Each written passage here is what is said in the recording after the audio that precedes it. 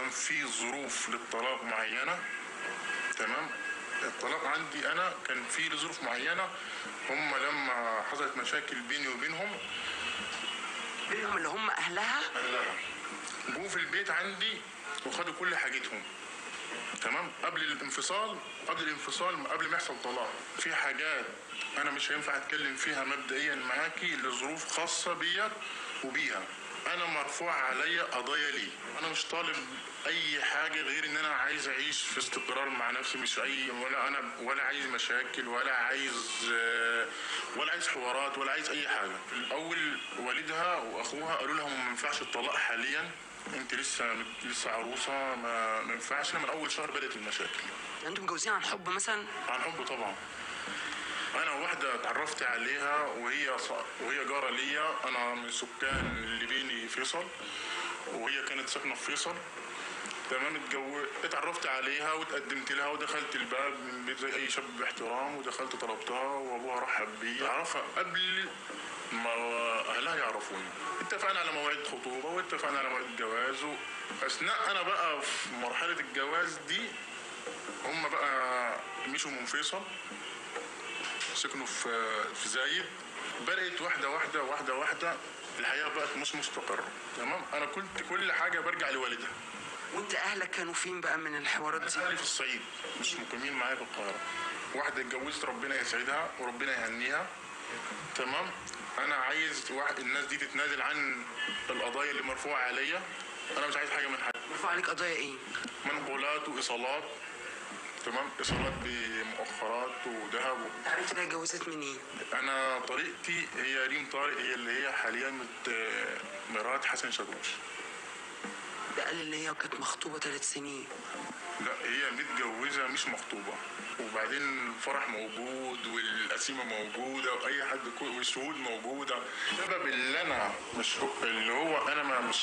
راضي اتكلم فيه دلوقتي وهو سبب ان انا مضيت الايصالات دي وانا ما فيش اي حاجه، لان دي ظروف خاصه بيني وبين الزوج، يعني بين طليقتي.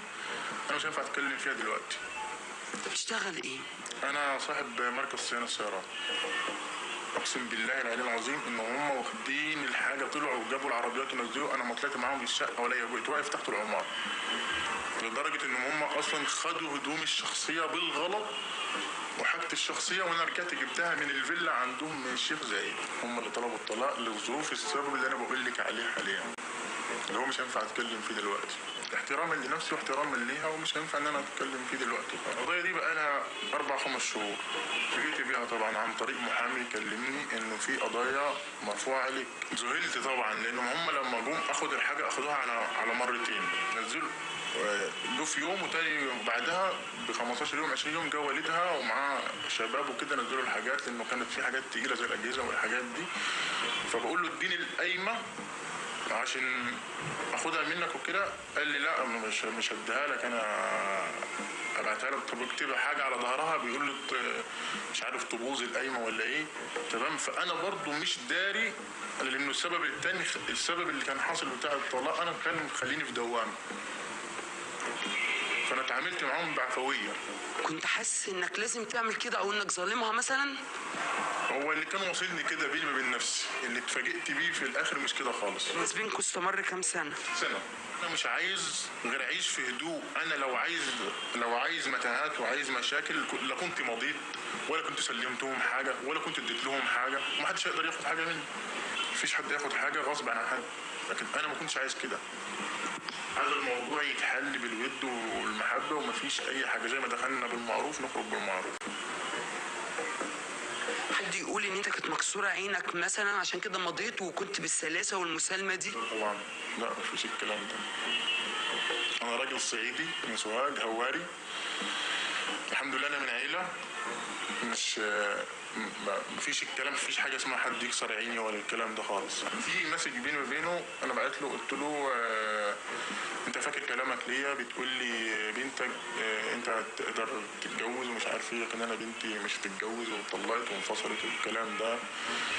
المهم فقلت له هي خلاص اتجوزت وكده، وانت رافع عليا قضيه ليه؟ ترفع عليا قضايا وكده. تمام. فبيقول لي، بقول له انا وانت خدت وانت واخد حقوقك يعني. قال لي لا انا ما باخدش حقوقي ولا اي حاجه، وانت اعلى من خيرك يا الكون. ايه الرسالة دي وريها لي. حق اللي اخدتوه خرب بيتي بسبب بنتك اللي تعبانة وما تعرفش تتجوز تاني. سيب كلامك ليا، انت تتجوز الصبح، لكن بنتي خلاص كده عندها وطلعته. في ناس شاهدة من الكلام ده، الناس اللي قعدت وسمعت منك الكلام. انت بتقول عليا عندي مرض، انت مش هينفع تتجوز تاني. رد عليك الكلام ده يوم الخميس. بعد الفرح انا بعت له، بعد ما شفت الفرح بقول له انت بنتك اتجوزت. من كتر فرحتها سجدت لحسن شاكوش في القاعة. ليه بيكرهوك كده؟ انا ما يهمنيش يعني، هي ربنا يسعدها، بس انا مش عارف هم بيكرهوني ومأذين انا ليه. وخطبتها كام سنة؟ سنه. بعد كده خدتها، كانت هي عايشة في بولاق لما خطبتها؟ لا كانت عايشه في فيصل. ازاي وهما بيقولوا ان هما جيران هي وحسن شاكوش؟ هم كانوا جايين في الفتره دي من بولاق على فيصل، انا عرفتها في فيصل، لكن هي من سكان بولاق. وبعد كده من فيصل يعني حتى لزايد. حتى العزال لما احنا جبناه بتاعها جبناه من بولاق، اتجوزنا نقلوا تاني بقى هم على زايد. هي كانت بتحبك؟ تمام كانت بتحبني. اكيد انت راجل تعرف الست بتحبك ولا ما بتحبكش. انتوا كنتوا عاملين فرح ده فين؟ في نادي ضباط الشرطه في الزمالك. ايه اللي جاب المشاكل بقى؟ بسبب ان انا شاب محافظ شويه، بسبب ان انا راجل صعيدي حبيت اقفل على بيتي. ماشي، حقك. فالحياه من النقله اللي هم اتنقلوا ليها للزايد، فالحياه بقت مباحه. تمام. انا فاتحين اكتر. فانا الشخصيه دي قفلت عنها خالص. تمام. بقيت انا شخص مكروه غير مرغوب فيا. انا الحياه هناك مش جايه على كيفي. ازاي انت متفتح؟ انت مش عايز زي الشباب اللي عايشه في الحياه اللي احنا عايشين معاها. انت لسه جاي من البلد، انت لسه صعيدي. في حاجات احنا جبناها بعد ما اتجوزنا في البيت كماليات، خدوها. قول له انا مش عايز غير انها تتنازل عن القضيه وانا ما عنديش مشكله بحاجه. المفروض هم قالوا لك احنا على موقفنا وانت ما سلمتش القايمه واحنا هنسجنك. ما ساعتها انا هتكلم بقى واقول كل حاجه، وما هقول لك سبب الطلاق، وهقول لك كل حاجه اللي انا مش راضي اتكلم فيه دلوقتي. انت لما شفت الفرح بقى قلت ايه؟ لا انا ما قلتش. هو الصدمه انها الصدمه والموضوع انها تتجوز، ان هي تتجوز دي صدمه، لان هو اللغز كله في انها تتجوز، او الحوار كلها هي عندها تعب صحي لا يصح لها الزواج. فهو ده كل الموضوع. فانا بعد ما كانوش عارفين المرض ده قبل ما تتجوزك؟ لا قبل ما يتجوزوا انا ما اعرفش، هم يعرفوا او ما يعرفوش. انا اللي اكتشفته في فتره جوازي انا. هم قالوا لك كده عشان تطلق؟ بالظبط. هو المرض ده ظهر من بعد شهرين من الجواز معايا انا. اصبحت هي تعبانه واهلها كلموني انها تعبانه ومش هينفع تكمل في الجواز والكلام ده. انا ما قصرتش معاها في حاجه، انا قلت اعالجها وايا كان ما قصرتش معاها، لكن هي لا يصح لها الزواج. على ما اخر انفصالي ما اعرف ان هي لا يصح لها الزواج. تروح معاها للدكتور؟ طبعا. الدكتور كان يقول لك ايه؟